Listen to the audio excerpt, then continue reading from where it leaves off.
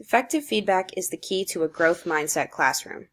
Growth mindset is defined as teaching students that they have control over their own success. A growth mindset enhances students' value of effort instead of a correct answer.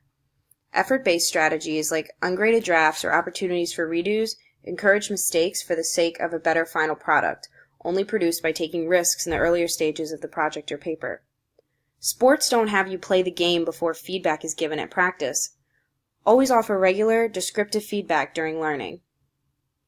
Feedback is effective when it consists of progress and/or how to succeed. Progress-driven feedback gives students direction for their final product by giving them their next step in their process at the rate the student needs to go. Feedback should always be individual and always considered with the student in mind. Lead with success and next step feedback options. Direct attention to the intended learning is done by pointing out strengths of the student's work and offering specific information to guide them toward improvement. One-on-one feedback with each student, however brief, allows them to know their work is being read and valued. For example, you successfully developed a thesis statement in your essay, but you need to have a couple more examples that support it. You're on the right track. Keep up the good work.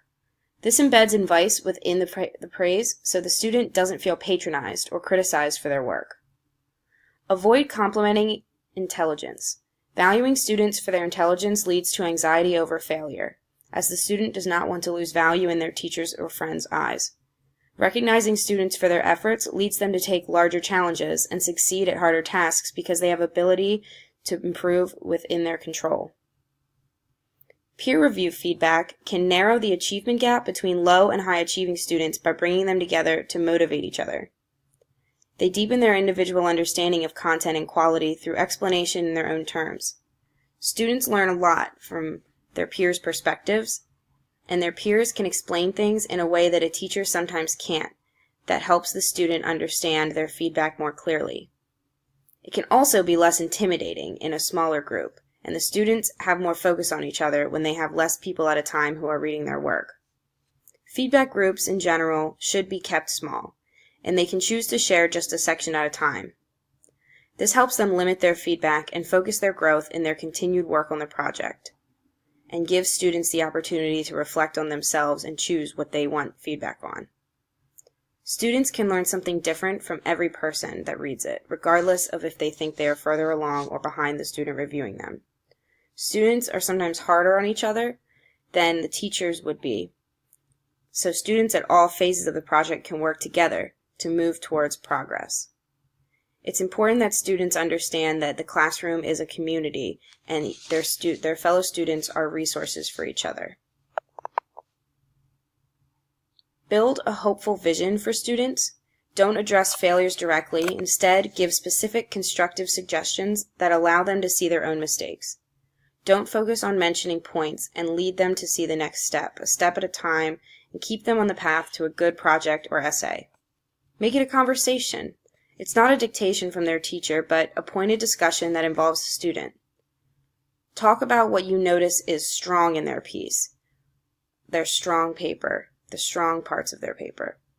Show that you're interested in their writing, and they will listen intently to your feedback. Keep feedback focused.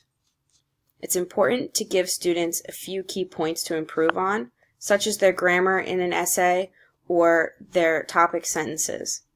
A great example of good feedback is the star and stare, a clear written example from their work that says what they're doing well on, and a stare that shows what they are to improve on next.